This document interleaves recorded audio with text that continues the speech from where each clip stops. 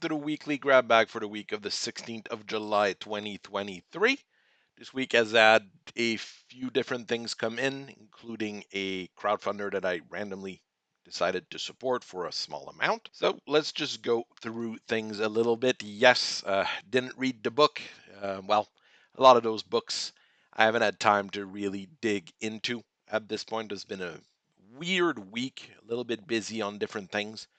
So let's still go through things, and I'll be able to give at least some opinions on some of the things at this point, but not everything.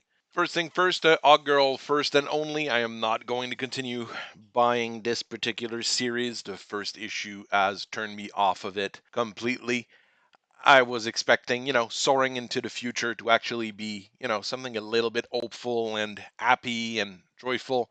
No, it's social commentary and, current year politics and current day social commentary. I have zero, actually, less than zero interest in this at this point. This is a rather awful issue. Unstoppable Doom Patrol, issue 4 of 7.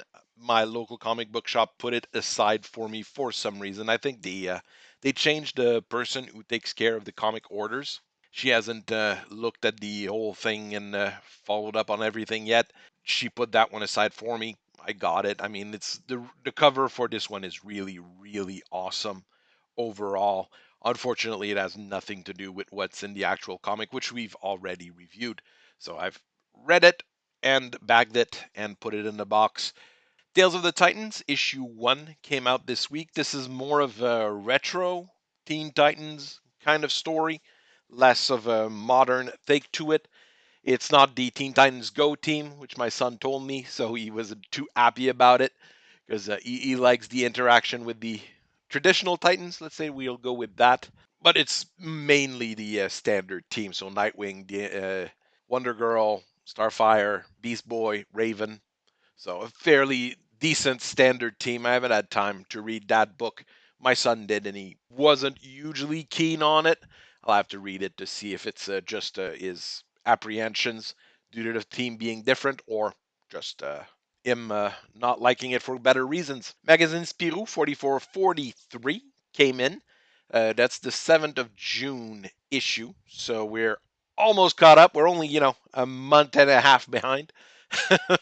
Issue 4444 comes up, should come in 3 weeks. Next 2 weeks, the newsstand where I go and get those magazines is closed due to construction holidays here in Quebec, which closes a lot of stuff, including those smaller mom and pop shops. That's understandable. We'll see how it goes when we get back. I hope issue 4444 is a special, or they do something special for that kind of number, because it's kind of funny. But we'll see how it is in possibly 3 weeks at this point. I got a few Night Terrors issues that were sitting on racks. First one I got was Night Terrors First Blood. They had one issue sitting on the rack this week, so it probably someone that didn't pick up their copy or something of the sort. I haven't read it yet. That particular one, it's a little bit longer and a little bit thicker than the other books as a start of the whole story arc, I guess. I'll see how it goes. I'm not super interested in most of it, but there's potential on some of the things for Night Terrors, so I'm up and down on it. And that's really how Night Terror's been since I started reading it. One decent comic, one bad comic. This week, pretty much the same with what I've got. This one here I haven't read yet, so I can't give any statements on it. But one that I've read was Night Terror's Black Adam, which was rather terrible. The art wasn't very good. The story itself was nothing unexpected and nothing fancy. It didn't quite, scratch the itch of wanting to see Black Adam being an absolute unit. And the art itself really didn't look good. Black Adam doesn't look threatening at all. So it doesn't work for that kind of character. So that's definitely not something that I will keep moving on to. If I see Night Terror's Black Adam 2, I'll probably get it just to have the duology. But I won't be getting any more Black Adam book from Anand Filardi. Not interested at all in it. Night Terror Poison Ivy is better in a really creepy suburban horror way. It's less night terrors as she's trying to fight the night terrors. It's very close to Night Terror's Joker, which is a more of a character piece on Poison Ivy, which I always find really weird because they keep trying to push the Harley Quinn Poison Ivy couple, which is completely dysfunctional and a very toxic relationship for the two of them, even though people keep praising it.